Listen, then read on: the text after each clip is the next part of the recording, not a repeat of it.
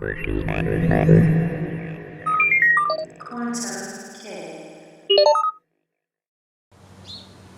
Reflections! So today's video is going to be a bit intense and really dark and really deep, but this is the mission of the Lightworker and the Empath. So I'm going to take out my notes so I know what to say. I've been taking so many notes for the past week, just pages and pages and pages of things that I've come to either downloads or just streams of information, or just intuitively just knowing, while observing certain situations. So let's see. So today we're going to be talking about the path of the Lightworker and the Empath, and how this is a really big responsibility. Everybody has their role, and whether you're a shaman, whether you're an empath, whether you're a healer, we all have our jobs, and they're just as important, they're equally as important. But yeah, we need to, and I've had to see for myself after doing DMT and just being flooded with so much emotions from everything around me, and I could feel the earth, I could feel the humans, I could feel the animals. It was difficult, it was really difficult. But after I stopped kind of feeling sorry for myself or dreading it, because a lot of empaths and light workers, we've had a very dark existence, we've had dark childhoods, dark paths to this space of light, and it's been awesome. But I wanted to talk about the shadow work and all of this stuff I've been processing and healing and just working through, because I find that, and I'm probably going to repeat this a few times, it's going to be an individual and a collective thing, just like that paradox thing of just, it's going to have to be both ways. And yeah, so I'm going to read my notes. What else? Another thing I wanted to talk about, if you feel like you are left out of this, if you feel that you don't belong, and if this excludes you, then take a step back and look at what you are bringing to the table, how you are in service to humanity, to animals, to the environment, to whatever, to anything, basically, to yourself even, and improving yourself to improve the life of others, basically. So yeah, let's see.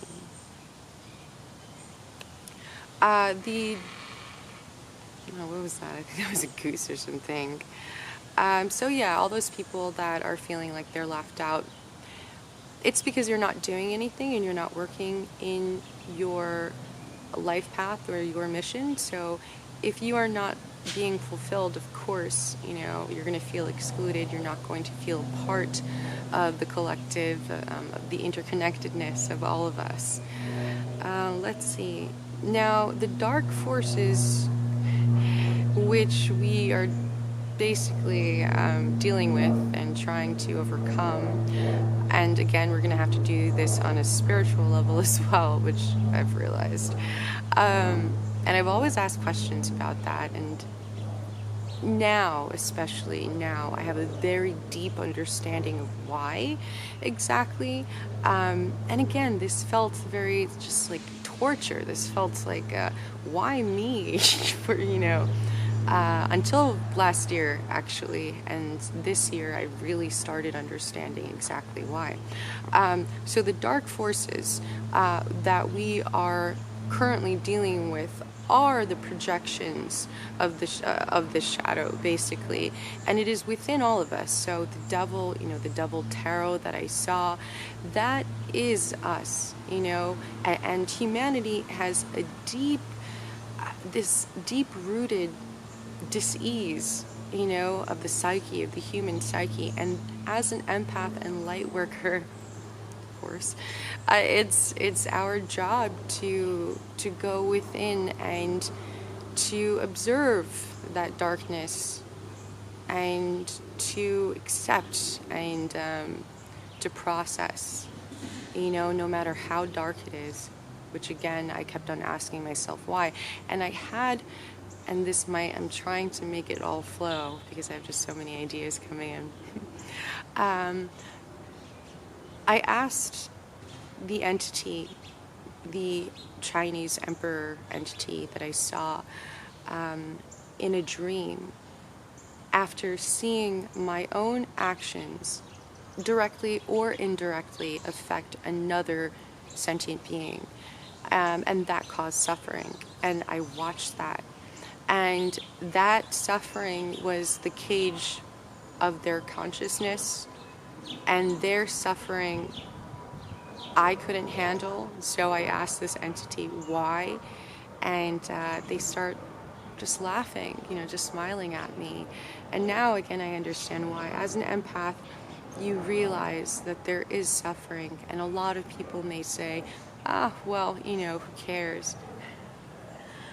Easier said by people that don't have that deep connection, with other beings and with the planet, with animals, with humans, and you have that connection, so you feel the all-around suffering, and it's so easy to say, oh well, because that's probably, not something that you had thought about before. But the more we are awakening, the more the illusions are, lifted and the veils are being lifted, the more we realize our own personal responsibility within the whole entire situation in which we have created, in which we are dealing with right now. It is a direct reflection within the collective state of consciousness, and it's very perverse, and it's very greedy, and it's very egoic, and all about the self and self-interest, and what can I do for me, not really caring about what other people feel, what they go through, and again, that's something that needs to be processed, and I didn't realize why does my mind go to the darkest depths, the darkest, deepest places in the rabbit hole, because it's exactly what it is, going to seeing how far, can you go, how, oh, there's something on there.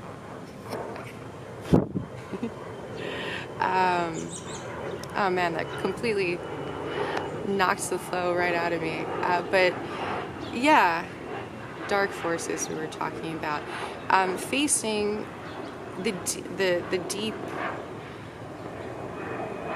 trauma within ourselves, and healing on an emotional, on a spiritual, on a physical level, and on a mental level as well, and those are the places in which I go, and I haven't taken any psychedelics in a really long time because, like I said, life itself becomes very psychedelic in nature. The synchronicities, the streams of information, basically, that you get intuitively, telepathically, the knowing, the deep understanding. And another thing that I realize with all empaths is when we are around someone that's sad, that has a low vibration, that's not feeling good, we can empathize, and we have this real deep understanding that doesn't require language. And that's something that I've been trying to work on. is minding my language and vocabulary, and how I'm expressing myself, how I'm communicating.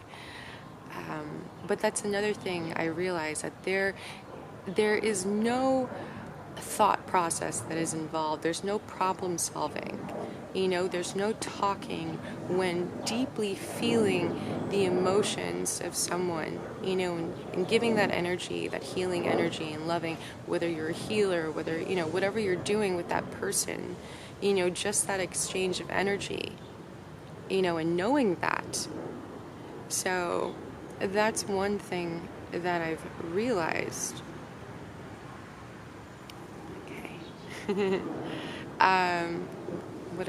Okay, so energy work, meditation, balancing. Okay, so one thing that helps me that I talk about a lot is grounding. I do a lot of grounding, I do a lot of gardening, obviously, and that has helped me tremendously. But also realizing the fine line between balancing the light and the dark energies, which I've been having to do, and it all started with my DMT experience, my last one, where I really had to balance the mind, because this whole entire experience was the state of my ego and my mental state, and I had to choose between losing my marbles, basically losing it, and meditating and staying in that meditative state, and just being. And that happened more and more often. So now it'll start with a panic attack, that'll happen sometimes, and I'll just have to stabilize my mind, because it feels like my mind's going all haywire. My third eye is pulsating, and this happens in the nighttime sometimes, and it's often accompanied with visuals, hypnagogic hallucination, or third eye, visions, as some people like to call them. Going back to what I'm saying, the dark and maintaining clarity is essential. We are collectively going down the rabbit hole of the human psyche. We must feel, process, release these energies together, and this is what I've been going through, basically. So yeah, it really does feel like we're collectively going down the rabbit hole of how I felt in that DMT space, in that ayahuasca space, and also in that acid space.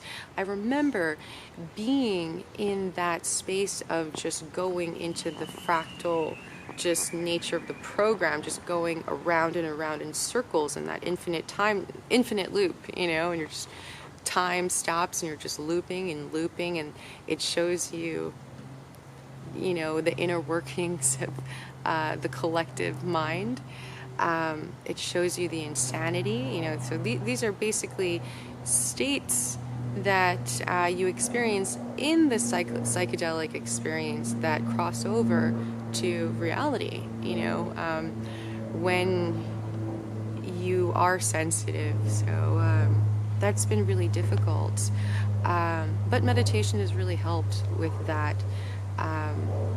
So yeah, let's see, what else? Dealing with anxiety attacks, and irrational, horrendous thoughts, maintaining a neutral state in chaos. That's really important. Yeah, I've been dealing a lot of these attacks. I like they feel like these anxiety attacks, and I can feel them coming, and it just comes in a wave. And as this wave of chaos is, coming at me, I just have to maintain this meditative state. And it's gotten easier. That part has gotten easier, actually. And I'm so grateful for that. The first time it happened about a little over a year ago, I'd say it was the most terrifying thing in the world. But with meditation, that does help a lot. Let's see, what else? Dealing with irrational, horrendous thoughts, and maintaining neutral about them. So in that acid trip that I had about a year ago, maybe 10 months ago, I had to view the darkest places in the, the psyche. And I go to think why, and the shaman there is saying, yes, that's what you have to go. And I kept on saying, why? And he said, because you have to be the reporter and of what's going on, and report on the hidden, the occult, the dark. And it's so funny because a few people have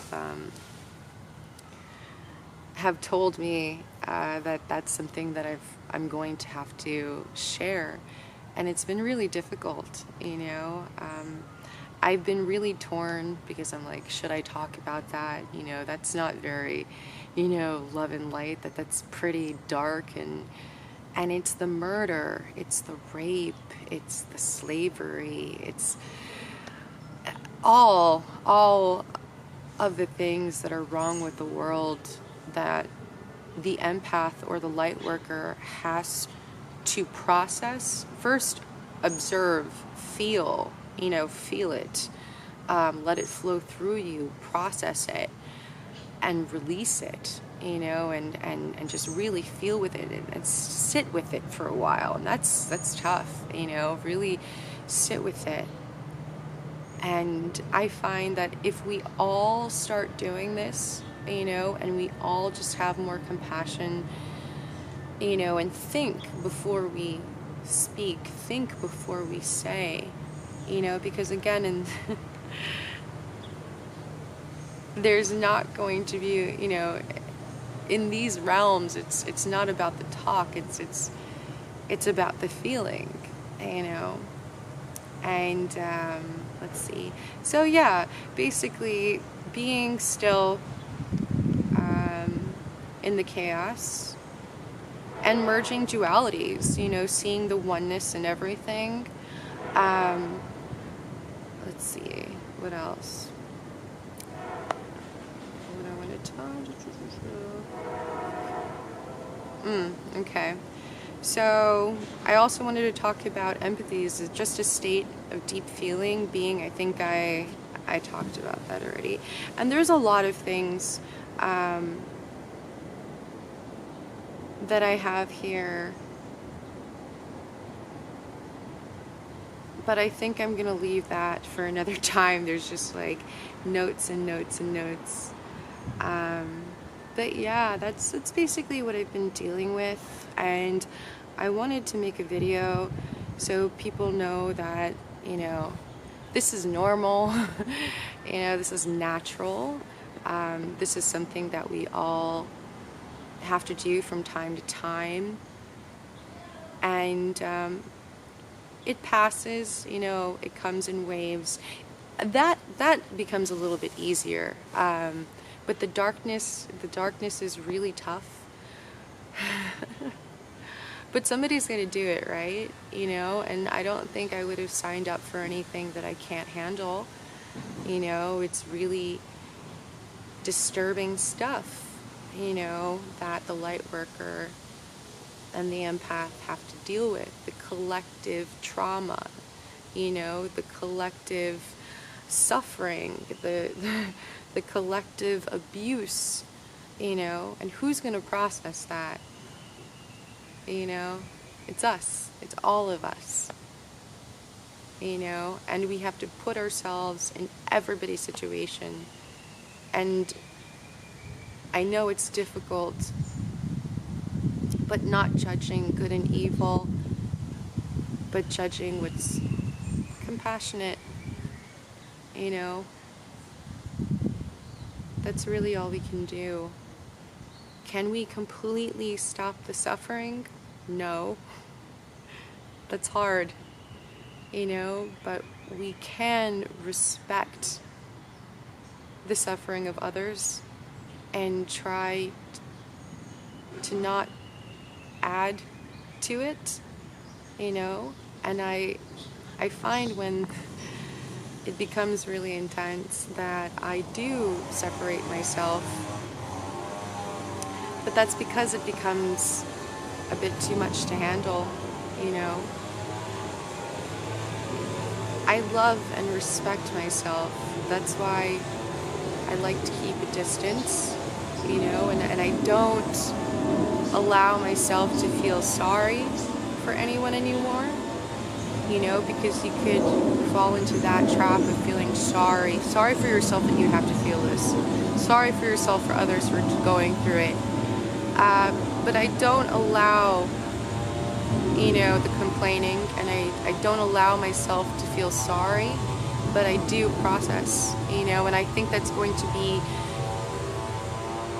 all of our jobs, and it's going to have to be on an individual level, collective. I keep on saying that, but it's true,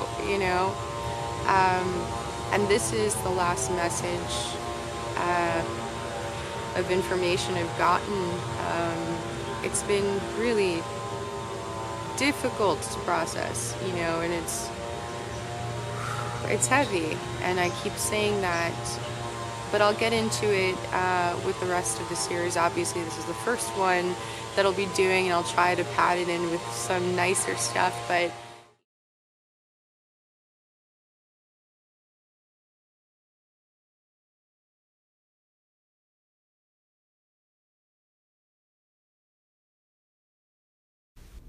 Hey Reflections, if you like this video, please like, subscribe, and check out my other videos.